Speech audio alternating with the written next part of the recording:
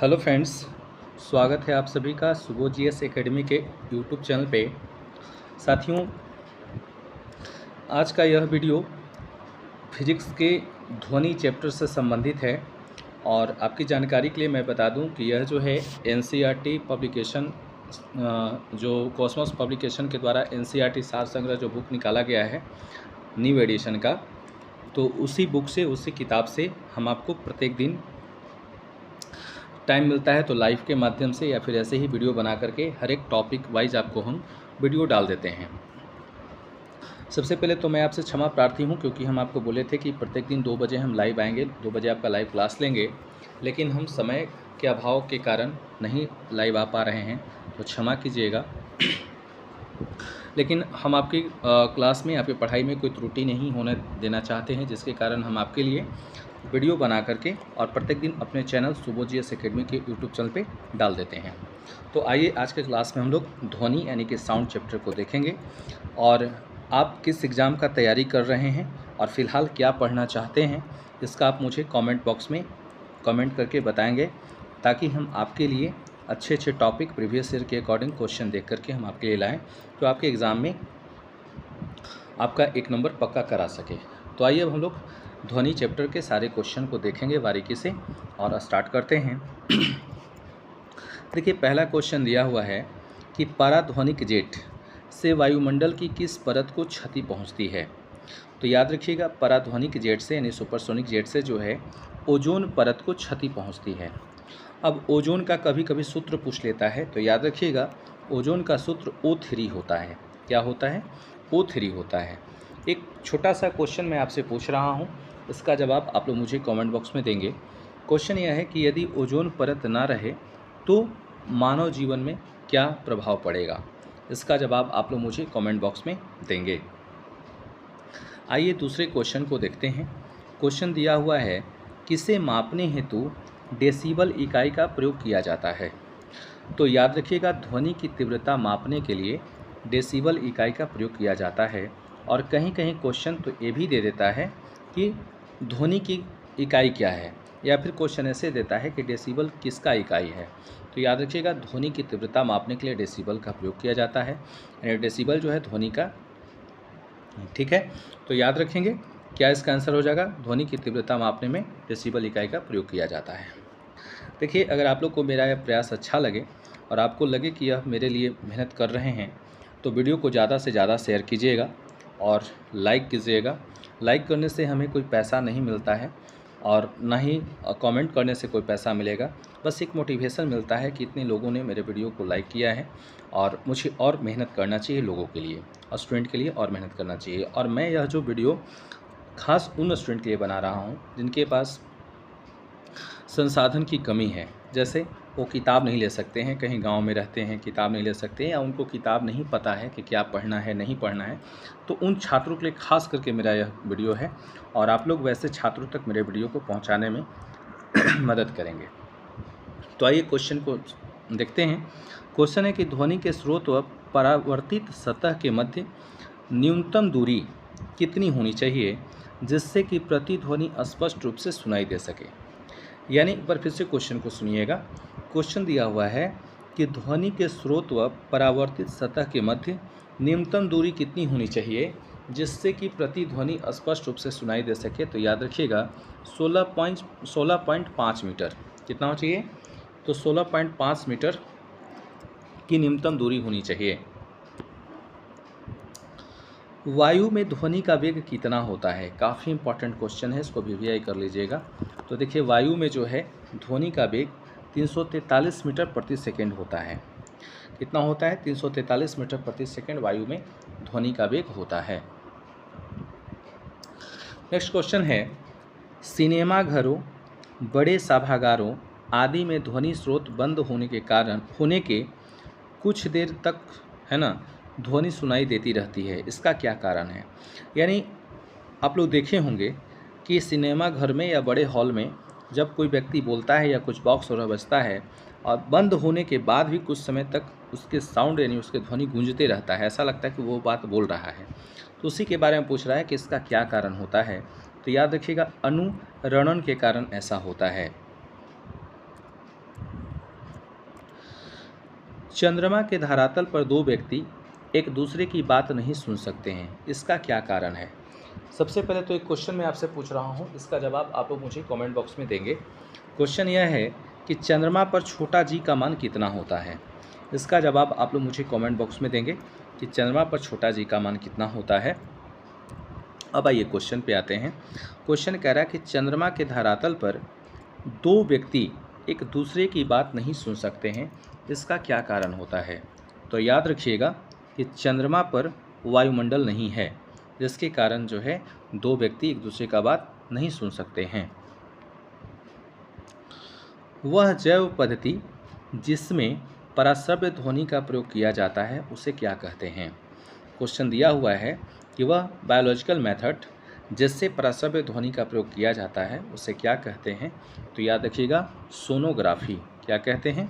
Sonography कहा जाता है। देखिए टेबल में काफ़ी इंपॉर्टेंट क्वेश्चन दिया हुआ है, इसको याद रखिएगा। क्वेश्चन दिया हुआ है कि विश्व स्वास्थ्य संगठन यानी कि वर्ल्ड हेल्थ ऑर्गेनाइजेशन के अनुसार 45 डेसिबल की तीव्रता वाली ध्वनि मानव के लिए सबसे उपयुक्त मानी जाती है। अब क्वेश्चन यहाँ से पूछता है कि मानव के लिए सबसे उपयुक्त ध्वनि कौन सी है?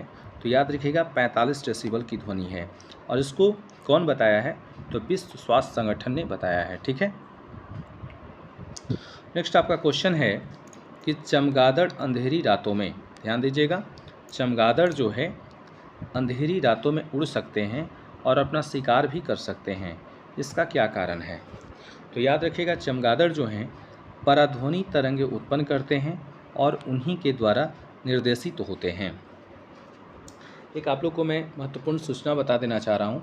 अभी एनटीपीसी के द्वारा एक नोटिस निकाला गया है जिसमें 10,000 भर्ती की बात की गई है। एनटीपीसी यानी कि रेलवे एनटीपीसी का मैं बात कर रहा हूँ।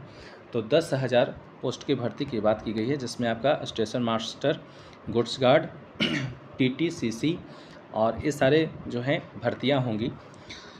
तो अगर अभी तक आप लोग इस नोटिस को नहीं पढ़े हैं तो मेरा एक टेलीग्राम चैनल है सुबोध जीएस एकेडमी के नाम से, वहाँ पर मैं उसे डाल दिया हूँ, और उस टेलीग्राम चैनल का लिंक भी इस वीडियो के डिस्क्रिप्शन में मैं डाल दूंगा, वहाँ पे आप जाके देख सकते हैं। और मुख्य बात ये है कि आप उसकी भी तैयारी कर दीजिए, तैयारी शुरू कर दीजिए। अगर आप रेलवे का तैयारी करते हैं और स्टेशन मास्टर बनना चाहते हैं, गुड्स गार्ड बनना चाहते हैं, या फिर टीटीसीसी में जाना चाहते हैं, तो आप तैयारी शुरू कर दीजिए, क्योंकि भर्ती बहुत जल्द देखने के लिए आपको मिलेगा और फॉर्म फिलअप बहुत जल्द शुरू कर दिया जाएगा। तो आइए क्वेश्चन पे आते हैं। तो चमगादड़ जो है अंधेरी रातों में किसके कारण उड़ता है? तो याद रखिएगा पराध्वनि तरंग उत्पन्न करता है और उन्हीं के द्वारा निर्देशित होते हैं। ठीक है। नेक्स्ट आपका क्वेश्चन है टीवी रिमोट में किन तरंगों का प्रयोग किया जाता है? तो याद रखिएगा अवरक्त तरंगे का। टीवी रिमोट कंट्रोल जो होता है उसमें अवरक्त तरंगों का उपयोग किया जाता है। अब हम लोग देखेंगे एक टेबल बनाया हुआ है जिसमें एक कॉलम में ध्वनि स्रोत है और दूसरे साइड में उसका डेसिबल दिया हुआ है, यानी कि तीव्रता दिया हुआ है। तो याद रखिएगा साधारण बातचीत, यानी कि जब हम लोग दो व्यक्ति आपस में बात करते हैं तो उसे साधारण बातचीत कहा जाता है। साधारण बातचीत का मतलब कि उसका जो डेसिबल होता है उसके बारे में पूछ रहा है। तो क्वेश्चन आपसे देगा कि दो मनुष्य एक दूसरे से बात कर रहे हैं तो उसके बीच कितना डेसिबल का ध्वनि उत्पन्न हो रहा है? तो याद रखिएगा 30 से 40 डेसिबल। कितना? तो यानी साधारण बातचीत में कितना होता है? तो 30 से 40 डेसिबल होता है। वही तेज़ बातचीत, जैसे कुछ आदमी का आदत होता है, फ़ोन पे आप देखते होंगे बहुत ज़ोर से बोलते हैं, बात करते हैं, जिसको हम लोग कहते हैं अपने भाषा में कि चिल्लाना। तो तेज़ बातचीत जो होता है वो 50 से 60 डेसिबल में होता है और साधारण बातचीत 30 से 40 डेसिबल में होता है। वहीं तेज़ संगीत शोर, जैसे डीजे उजे हम लोग बजाते हैं, डीजे बजाते हैं, बॉक्स बजाते हैं, तो तेज़ संगीत या शोर जो होता है मतलब चिल्लाना जिसको कहते हैं, तो वो कितना होता है? तो 80 डेसिबल से अधिक होता है। देखिए टेबल आपको देखने में यहाँ पे साधारण लग रहा होगा, लेकिन एग्ज़ाम में जब ये पूछता है ना तो याद रखिएगा दिमाग का फ्यूज उड़ा देता है। तो याद रखेंगे इसको कि तेज़ संगीत और शोर जो है ये 80 डेसिबल से अधिक इसमें होता है। पेड़ के पत्तों की सरसराहट, जैसे अभी गर्मी का मौसम है तो हम लोग उम्मीद लगाए बैठे रहते हैं कि पेड़ का जो है पत्ता हिलता, कुछ हवा बहती जो हम लोग को ठंडक महसूस होता। तो वही यहीं पर कह रहा है कि पेड़ का पत्ते का सरसराहट है, धीरे धीरे जब पेड़ के पत्ता जब डुलता है, हिलता है, तो उसका जो है 10 से 20 10 से 20 डेसिबल की ध्वनि निकलती है। सायरन, जैसे पुलिस और एम्बुलेंस का जो सायरन होता है, इसका कितना होता है, तो 110 से 120 डेसिबल के बीच होता है। जेट विमान का तो याद रखिएगा 140 से 150 डेसिबल का होता है। औद्योगिक यंत्र संयंत्र या कारखाने में 100 से 120 डेसिबल का होता है। तो यहाँ से क्वेश्चन आपसे पूछता है कि सबसे अधिक ध्वनि डेसिबल में किसका होता है, तो याद रखिएगा जेट विमान का आप देख रहे हैं 140 से 150 है, और पेड़ का सरसराहट जो होता है 10 से 20 होता है। यानी सबसे कम किसका होता है, पेड़ के पत्तों की सरसराहट 10 से 20 होता है। साधारण बातचीत का कितना डेसिबल में होता है, तो 30 से 40, और तेज़ बातचीत याद रखिएगा 50 से 60, और तेज़ संगीत या शोर तो 80 डेसिबल से अधिक होता है। ठीक है, आइए कुछ और क्वेश्चन है उसको हम लोग देख लें। देखिए नेक्स्ट आपका क्वेश्चन है, टेलीविज़न ग्राही के दूरस्थ नियंत्रण में कौन सी विद्युत चुम्बकीय विकिरण प्रयोग में लाई जाती है। अभी आपको टेलीविज़न ग्राही आपको देख के बड़ा ये लग रहा होगा कि क्या दे दिया है क्वेश्चन, तो कुछ नहीं, रिमोट कंट्रोल के बारे में बात कर रहा है।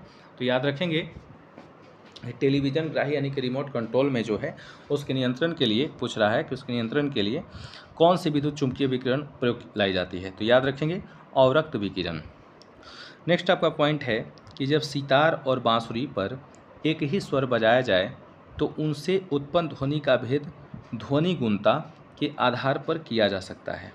यानी कि सितार और बांसुरी जब दोनों एक ही साउंड में जब बजाया जाता है तो क्वेश्चन कह रहा है कि कैसे हम पता करेंगे कि बांसुरी की धुन है या सितार की, तो याद रखिएगा ध्वनि गुणता के आधार पर। जल, लोहा व नाइट्रोजन में ध्वनि के वेगों का आरोही क्रम क्या होगा। फिर से क्वेश्चन सुनिएगा, जल, लोहा, नाइट्रोजन में ध्वनि के वेगों का आरोही क्रम क्या होगा, तो याद रखेंगे नाइट्रोजन, जल, लोहा। ध्वनि की चाल ठोस माध्यम में सर्वाधिक होती है। ये तो इम्पॉर्टेंट क्वेश्चन है, क्वेश्चन कई बार पूछा भी गया है कि ध्वनि की चाल सर्वाधिक किसमें होती है, तो ठोस माध्यम में सर्वाधिक होती है। वहीं द्रव माध्यम में मध्यम, यानी कि लिक्विड में क्या होता है, मध्यम होता है। और सबसे कम जो है वो किसमें होता है, गैसीय माध्यम में होता है। तो ध्वनि की चाल सबसे कम किसमें, तो गैस में, सबसे अधिक ठोस में, और मध्यम किसमें, तो लिक्विड में होता है। तापमान का ध्वनि के वेग पर क्या प्रभाव पड़ता है, तो याद रखिएगा तापमान के घटने से ध्वनि का वेग घटेगा। यानी कि तापमान घटेगा तो ध्वनि का वेग क्या होता है, घटता है, और बढ़ेगा तो ध्वनि का वेग भी बढ़ता है, याद रखेंगे। ध्वनि किस माध्यम से होकर नहीं गुजर सकती है, तो याद रखेंगे निर्वात में जो है ध्वनि नहीं गुजर सकती है। तो एक क्वेश्चन एग्जाम में पूछा हुआ है कि ध्वनि किस माध्यम से नहीं गुजरती है, तो निर्वात से। ध्वनि तरंगे ठोस तथा गैस दोनों माध्यमों से गमन कर सकती है तथा धातु से ध्वनि का वेग सबसे अधिक होता है।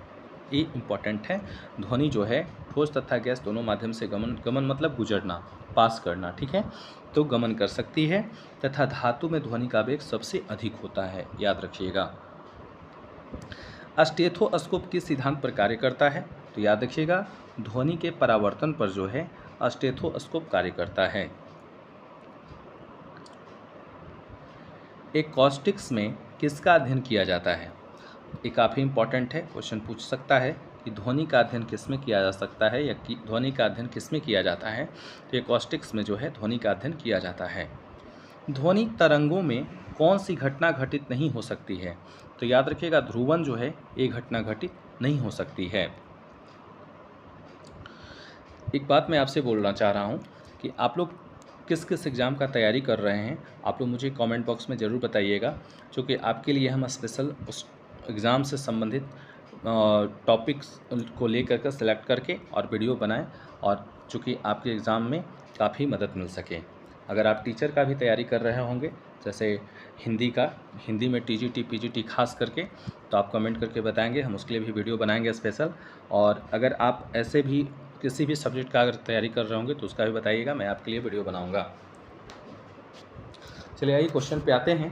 क्वेश्चन दिया हुआ है कि प्रतिध्वनि का उदाहरण होता है। प्रतिध्वनि मतलब इको की बात हम कर रहे हैं, तो कह रहा है कि प्रतिध्वनि का कारण होता है, सॉरी क्षमा कीजिएगा, कारण होता है लिखा हुआ है। तो प्रतिध्वनि का कारण क्या होता है? तो याद रखिएगा ध्वनि तरंगों का परावर्तन। और यहाँ पर क्वेश्चन है कि ध्वनि का तारत्व किस पर निर्भर करता है? तो आवृत्ति पर जो है ध्वनि का तारत्व निर्भर करता है। यहाँ से क्वेश्चन पूछा जाता है कि जिसका तारत्व यानी कि पिच, जिसका पिच अधिक होगा उसकी आवाज़ में क्या प्रभाव पड़ेगा? तो याद रखिएगा जिसका तारत्व यानी कि जिसका पिच अधिक होता है उसकी आवाज़ें सुरीली यानी कि अत्यधिक सुरीली यानी कि अत्यधिक पतली होती है। याद रखिएगा क्वेश्चन आपसे पूछा जाता है। और प्रतिध्वनि का कारण क्या होता है? तो ध्वनि तरंगों का परावर्तन। नेक्स्ट आपका क्वेश्चन है पराश्रव्य तरंगों की आवृत्ति लगभग कितनी होती है? तो याद रखिएगा 20,000 HZ से अधिक यानी 20,000 हर्ट्ज से अधिक होता है पराश्रव्य तरंगों की आवृत्ति। ठीक है, याद रखिएगा। तो क्वेश्चन आपसे देगा पराश्रव्य तरंगों की आवृत्ति लगभग कितनी होती है? तो 20,000 हर्ट्ज से अधिक होती है। नेक्स्ट आपका क्वेश्चन है मानव द्वारा श्रव्य तरंगों, क्वेश्चन आपसे देगा कि मानव द्वारा जो है श्रव्य तरंगों की आवृत्ति कितनी होती है? तो याद रखेंगे 20 से 20,000 हर्ट्ज तक। यानी कहने का मतलब है कि मानव कितने आवृत्ति को, यानी कि क्वेश्चन आपसे पूछेगा कि मानव जो है किस आवृत्ति को या कितने आवृत्ति वाली ध्वनि को सुन सकता है, या फिर क्वेश्चन ये भी दे सकता है कि मानव द्वारा श्रव्य तरंगों की आवृत्ति कितनी होती है?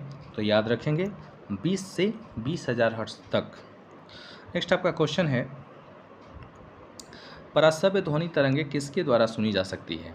तो पराश्रव्य ध्वनि तरंगे जो है कुत्तों एवं डॉल्फिन मछली द्वारा सुना जा सकता है। पराश्रव्य ध्वनि किसके द्वारा सुना जाता है? कुत्तों या डॉल्फिन के द्वारा सुना जा सकता है। और आप देख सकते हो कि पराश्रव्य तरंगों की आवृत्ति कितनी होती है? तो 20,000 हर्ट्ज से अधिक होता है। और ये सुनता कौन है? कुत्तों एवं डॉल्फिन मछली सुन सकते हैं। अब यहाँ पे हेडिंग डाला हुआ है विभिन्न माध्यमों में ध्वनि की चाल 25 डिग्री सेल्सियस पर। यानी कि क्वेश्चन आपसे दे देगा कि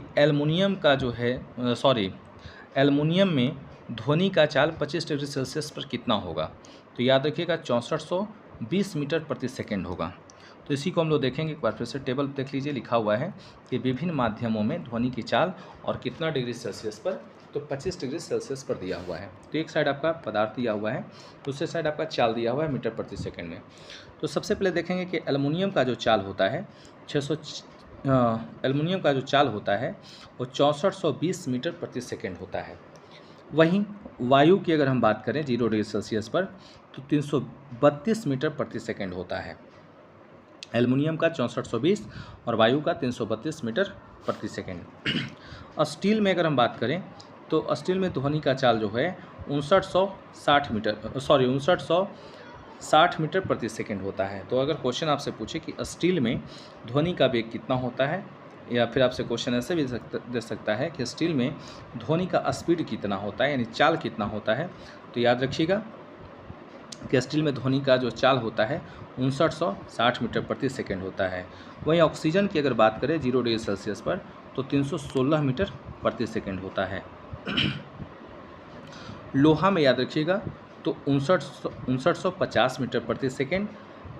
कांच में, और कांच में वो भी कौन? तो फिलंट कांच। ठीक है, फिलंट कांच में याद रखिएगा 3980 मीटर प्रति सेकेंड।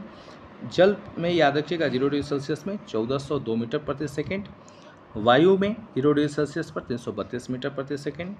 ऑक्सीजन 0 डिग्री सेल्सियस में 316 मीटर प्रति सेकेंड। हाइड्रोजन 1286 मीटर प्रति सेकेंड। समुद्री जल 1533 मीटर प्रति सेकेंड। और सामान्य जल में याद रखिएगा 1493 मीटर प्रति सेकेंड। एक छोटा सा क्वेश्चन मैं आपसे पूछ रहा हूँ, याद रखिएगा कि जो सामान्य जल होता है इसका पीएच मान क्या होता है? सामान्य जल का पीएच वैल्यू क्या होता है, इसका आप लोग मुझे कमेंट करके जवाब देंगे कमेंट बॉक्स में। तो साउंड से संबंधित जितने सारे क्वेश्चन थे सबको हम लोग एक ही वीडियो में देख लिए। अब एक छोटा सा क्वेश्चन टेबल में दिया हुआ है, इसको हम लोग पढ़ेंगे। क्वेश्चन दिया हुआ है कि महिलाओं की आवाज़ पुरुषों की अपेक्षा तीक्ष्ण होती है। तीक्ष्ण मतलब कि पतली होती है, क्योंकि महिलाओं की आवाज़ का तारत्व तो अधिक होता है। तो कुछ देर पहले हम आपको बताए हैं कि जिसका पिच अधिक होगा उसका आवाज़ सुरीला होगा, पतला होगा। तो साउंड से संबंधित जितने भी सारे क्वेश्चन थे सभी को हम एक ही वीडियो में आपको करा दिए हैं। और मैं समझता हूं कि इस चैप्टर से, यानी कि साउंड जो चैप्टर है इससे संबंधित आपको अब विशेष कुछ पढ़ने का ज़रूरत नहीं पड़ेगा। सारा क्वेश्चन यहाँ पे कंप्लीट हो गया है। तो आप लोग को ये मेरा प्रयास कैसा लग रहा है प्लीज़ कमेंट बॉक्स में बताएंगे, और वीडियो को ज़्यादा से ज़्यादा शेयर कीजिएगा। अगर आप लोग मेरा सपोर्ट करना चाहते हैं तो फेसबुक, व्हाट्सएप सभी जगह शेयर कर दीजिएगा, ठीक है। और आप किस एग्ज़ाम का तैयारी कर रहे हैं इसका भी मुझे कमेंट में बताएंगे, हम आपके लिए कुछ प्रयास करेंगे जो आपका एग्ज़ाम में हेल्प करेगा। तो अब यहीं पे हम वीडियो को समाप्त करते हैं। नया टॉपिक फिर हम कल आपके लिए अपलोड कर देंगे। सभी को धन्यवाद। जय हिंद।